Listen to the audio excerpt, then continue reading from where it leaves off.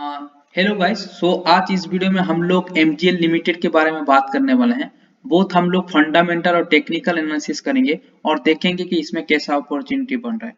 Okay, सो मैं अगर इसका फंडामेंटल का बात करूं, देखो ये टिकर फिनोलॉजी में फंडामेंटल के लिए यूज करता हूं, टिकर फिनोलॉजी स्किनर.इन।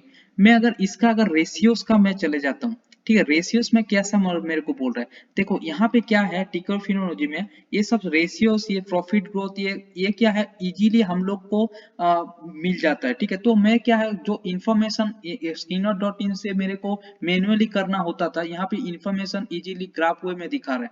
तो अभी क्या है, मेरे को इन्फॉर्मेशन गैदर करने में बहुत ज्यादा कम टाइम लगता है और मैं इन्फॉर्मेशन जल्दी गैदर कर लेता हूँ और मैं एक कंक्लूजन में आता हूँ कि मेरे को इन्वेस्ट करना है कि नहीं। ठीक है, तो यहाँ पे मैं अगर देखूं 2017 में देखो 2 के था, अभी देखो इंक्रीज होते होते कितना था, 3 के हुआ था 2020 में।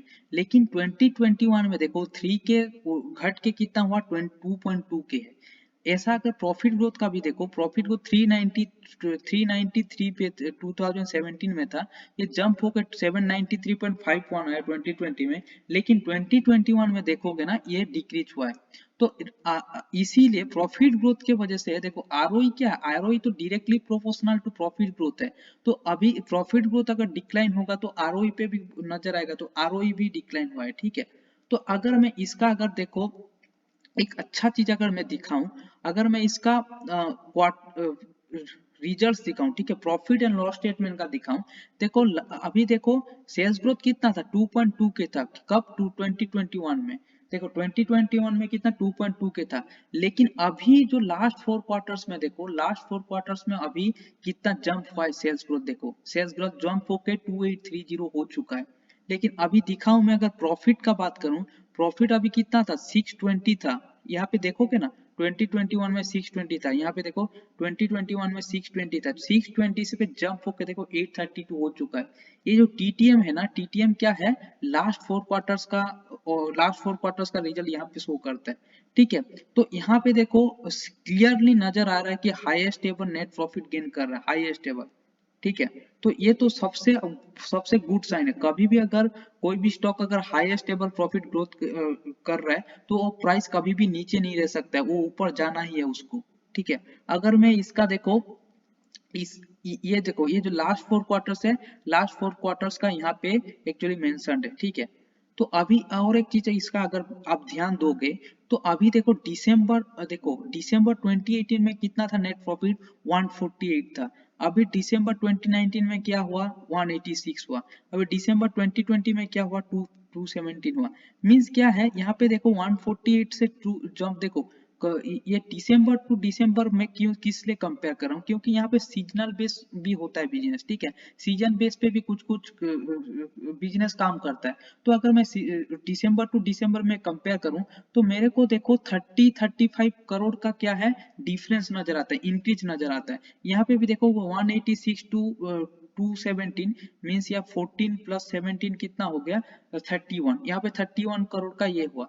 तो अभी मैं क्या एक्सपेक्ट करता हूँ, ये जो अभी जो दिसंबर का रिजल्ट आएगा ना, अभी तक तो इसका दिसंबर का रिजल्ट नहीं आया है, मैं एक्सपेक्ट करता हूँ कि 30 करोड़ का इंक्रीज होके आएगा। मीन्स यहाँ पे 217 है तो 247 करोड़ का आएगा, ऐसा मैं एक्सपेक्ट कर रहा हूँ। ठीक है, तो अभी देखो ये जो लास्ट 4 क्वार्टर्स में कितना आया है, 838 आया है। तो मैं अगर इसको अगर मैं 32 ऐड कर देता हूँ, ठीक है, तो कितना हो जाएगा, ये 870 हो जाएगा।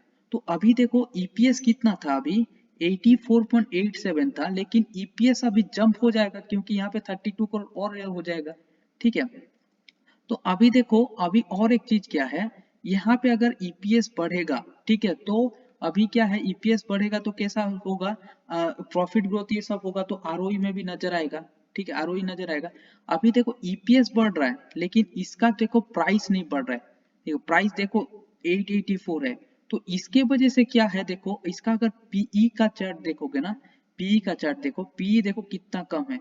ईपीएस तो बढ़ रहा है लेकिन इसका प्राइस नहीं बढ़ रहा है। तो पी देखो, इसका 10.36 है, लेकिन मैं इसका अगर थोड़ा सा इंडस्ट्री पी के साथ भी कंपेयर करूँ ना, इंडस्ट्री पी देखो 11.0 है और इसका पी कितना है, 10.26 है। तो as per the P chart क्या कह रहा है, ये जो स्टॉक है अंडर वैल्यूड है। अगर मैं इसका पेग रेशियो भी देखूं, देखो पेग रेशियो क्या है 0.70, तो as per the peg ratio भी ये अंडर वैल्यूड हुआ, ठीक है। तो अगर इसका और एक चीज दिखाऊं, और देखो सीएफओ बाय पेट क्या है 1.29 है। कोई भी कंपनी का अगर सीएफओ बाय पेट अगर इक्वल टू 1 और मोर देन 1 है तो वो बहुत गुड साइन है। इसका तो डेट टू इक्विटी 0 है, कोई डेट है ही नहीं। और इसका इंटरेस्ट कवर रेशियो का बात करूं तो 116.86 है। ऐसे डेट टू इक्विटी में 0 पे, डेट फ्री कंपनी में तो इंटरेस्ट कवर रेशियो देखना नहीं चाहिए, लेकिन स्टिल बहुत अच्छा है। हम लोग सारा एनालिसिस कर दे।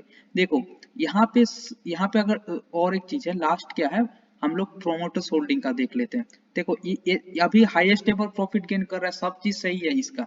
अभी प्रोमोटर्स होल्डिंग क्या कहता है, देखो प्रोमोटर्स होल्डिंग पे दिखाऊं मैं, अभी सिर्फ कुछ नहीं देखना है मेरे को, सिर्फ पब्लिक का देखो, पब्लिक में परसेंट के कितना परसेंट है, पब्लिक के पास सिर्फ 10% है। तो कोई भी कंपनी के अगर कोई भी कंपनी में अगर पब्लिक के पास अगर कम शेयर होगा ना, तो एक वो कंपनी ऐसे भी अच्छा होता है, ठीक है। यहाँ पे देखो सब बड़ा बड़ा होल्डर के पास है, प्रोमोटर्स के पास 32.50 है, एफ डबल आई पास का ऑलमोस्ट 30% है, यहाँ पे 18% है, 10% है, ठीक है। और पब्लिक के पास सिर्फ 10% है, ठीक है। यहाँ ये प्रोमोटर्स होल्डिंग में भी मेरे को बहुत अच्छा लगा, ठीक है। बस मेरे को थोड़ा सा यहाँ पे देख लेता हूँ इसका इसका केस कितना है। देखो केस भी अभी कंपनी के पास है 511 करोड़, ठीक है। ये भी एक गुड साइन है। तो सारे नजर में मेरे को इसका फंडामेंटल हिसाब से मेरे को बहुत अच्छा लगा।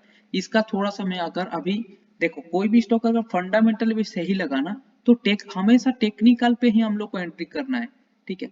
तो अगर मैं यहाँ इसमें देखो, मैं ये जो ड्रॉ किया हूँ ना सारा सारा ड्रॉ, तो इसमें क्या है, मैं अभी समझाना चाहता हूँ कि मार्केट का साइकिल कैसे चलता है, ठीक है। तो अभी देखो आप यहाँ पे जो लेवल है 1222 में, ये एक स्ट्रॉन्ग रेजिस्टेंस जोन है। और अगर देखोगे यहाँ पे 780 पे, ये एक स्ट्रॉन्ग सपोर्ट जोन है, ठीक है।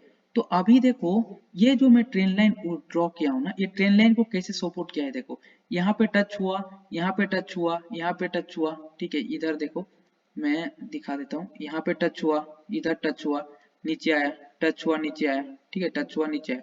तो अभी देखो ये जो हाई बनाया और जब नीचे आया कोरोना फॉल के बाद, ठीक है, अभी कैसा कैसा पैटर्न फॉलो कर रहा था, ये जो ट्रेन लाइन है, ये ट्रेन लाइन को कैसे सपोर्ट कर रहा था, देखो यहाँ पे टच हुआ, नीचे आया, फिर से टच हुआ, देखो ये फॉल्स ब्रेकआउट है, फॉल्स ब्रेकआउट है, ठीक है, टच हुआ, फिर से नीचे आया। अभी देखो कभी भी अगर नियर रेजिस्टेंस और सपोर्ट जोन में अगर गैप अप और गैप डाउन खोलता है और candle close, strong candle close देता है, तो वो क्या बोलते हैं कि कैंडल क्लोज देता है तो ब्रेकडाउन या ब्रेकअप ये हो चुका है, ठीक है। तो अभी देखो अभी क्या है, अभी ये जो है, ठीक है, ये अभी देखो ये जो ट्रेन लाइन है, ट्रेन लाइन को कैसे सपोर्ट किया, यहाँ पे क्या है, head and reverse head and shoulder pattern बना, देखो यहाँ पे हेड एंड शोल्डर बनाया और नीचे आया। और एक चीज दिखाऊं, यहाँ पे देखो कैसे फॉल्स ब्रेकआउट दिया है, ठीक है। तो कभी भी ऐसा ऐसे देखो, कभी भी नियर अगर रेजिस्टेंस जोन पे है ना, तो ऐसा अगर कैंडल क्लोज भी दे देता है ना, तो हम लोग को एंट्री नहीं करना है, ठीक है। हमेशा हम लोग को कंटिन्यूएशन पैटर्न फॉलो करना है, ठीक है। क्योंकि देखो हिस्ट्री रिपीट इटसेल्फ ऐसे बोला जाता है मार्केट में, ठीक है। तो यहाँ पे अगर हमेशा 3-4 बार अगर टच हुआ है और नीचे आया है, तो इसमें भी आने का बहुत ज्यादा चांसेस है, क्योंकि यहाँ पे ऑलरेडी क्या है, सेलर्स लोग बैठे हुए हैं, ठीक है।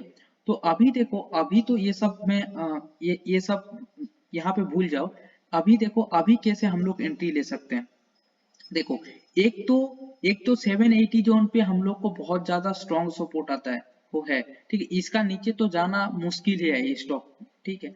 तो अभी देखो क्या कर सकते हैं हम लोग को, और भी चीज है, हम लोग को मार्केट में अपॉर्चुनिटी नहीं खोना है, ठीक है। यहाँ पे अभी अभी अगर रिसेंट हाई से अगर मैं बात करूं, कितना परसेंट मेरे को ये मिल रहा है, देखो अभी मैं बोलूं तो अभी मेरे को ऑलमोस्ट 40% का डिस्काउंट में मिल रहा है मेरे को, ठीक है। तो अभी हम लोग कैसा प्लान करेंगे, यहाँ पे हम लोग एंट्री करेंगे, ठीक है। फंडामेंटली तो बहुत गुड स्टॉक है, ठीक है। अभी हम ये जो स्टॉक है ना, इन्वेस्टिंग के लिए है। अगर एक साल में अगर 40% भी आ जाता है ना, तो और क्या चाहिए, ठीक है।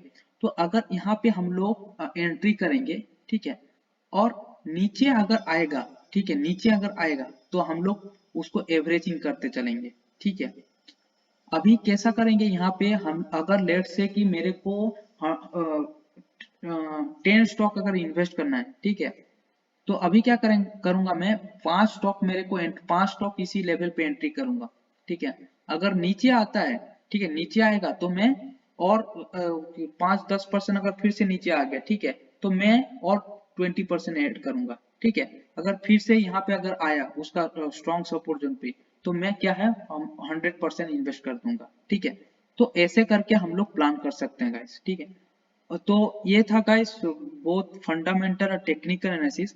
तो आपको अगर कैसा लगा आप कमेंट सेक्शन में बोलो, कि और भी अगर मैं कुछ पॉइंट अगर मिस आउट कर दिया हूँ तो वो भी आप कमेंट सेक्शन में बोल सकते हो, ठीक है। और अब ऐसा अगर कोई भी स्टॉक है और इसमें भी कुछ आपको पॉइंट ऐड करना है तो वो कमेंट सेक्शन में बोलो, ताकि सबको थोड़ा हेल्प हो जाएगा, ठीक है। यहाँ पे क्या है 1000 स्टॉक लिस्टेड है, ठीक है। तो हमें कभी भी पॉसिबल नहीं है सबको कि हर स्टॉक देखने के लिए, ठीक है। तो यहाँ पे अगर सब एक दूसरे को हेल्प करेंगे तो लंबा टिकेंगे हम लोग। स्टॉक मार्केट में कोई लंबा नहीं टिक सकता है, तो हम लोग दिखाएंगे लंबा टिकने वाले हम। ठीक है guys, so thanks for watching.